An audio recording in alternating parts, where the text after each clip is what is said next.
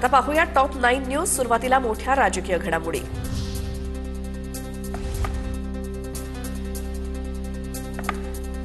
ठाकरे बंधूंच्या युतीची घोषणा आणि वचननामा एकत्रित जाहीर करण्याची शक्यता। छत्रपती शिवाजी महाराज पार्कमध्ये प्रचाराची सांगता सभा देखील एकत्रित घेऊ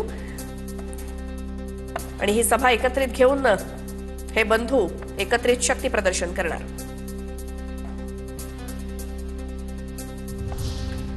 येत्या 2 दिवसात ठाकरे बंधूंच्या युतीची घोषणा होण्याची शक्यता। संजय राऊतांची माहिती। शिवसेना आणि मनसेत विसंवाद आणि गोंधळ नाही, आमचं घर दोघांचं आहे, संजय राऊतांची प्रतिक्रिया। ठाकरेंची सेना आणि मनसेत जागा वाटपातील चर्चा अंतिम टप्प्यात। काल चर्चा झाली, आज चर्चेला पूर्णविराम मिळण्याची शक्यता, संजय राऊतांची माहिती। तर मुंबईबाबत आज विषय संपेल अशी अपेक्षा, राऊतांची प्रतिक्रिया। आशिष शेलारांकडनं कविता ट्विट करत ठाकरे बंधूंवरती टीका। बंधुप्रीतीची ओढ लागलेल्या भयभीत उभाठा सेनेला कविता अर्पण।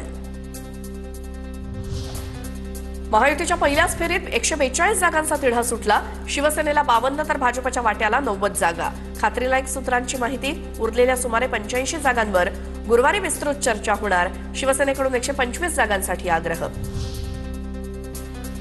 आगामी निवडणुकीत नवाब मलिक नेतृत्व करत असलेल्या राष्ट्रवादीसोबत आम्ही जाणार नाही। वसंत स्मृतीमधील महायुतीच्या बैठकीनंतर आशिष शेलारांकडनं भूमिकेचा पुनरुच्चार। नवाब मलिकांचा पाठिंबा भाजपला चालतो, पण मलिक चालत नाहीत, भाजपची ही दांभिकता आहे। अंबादास दानवेंची भाजपवर टीका। मुंबईत अजितदादांच्या देवगिरी निवासस्थानी भेटीगाठी सुरू। सना मलिकांपाठोपाठ मुश्रीफही अजित पवारांच्या भेटीसाठी देवगिरीवर। काही वेळापूर्वी माजी आमदार सुनील भुसाराही देवगिरीवर पोहोचले।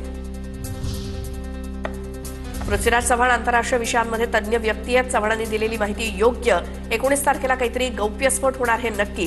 पृथ्वीराज चव्हाणांच्या दाव्याला संजय राऊतांकडनं दुजोरा।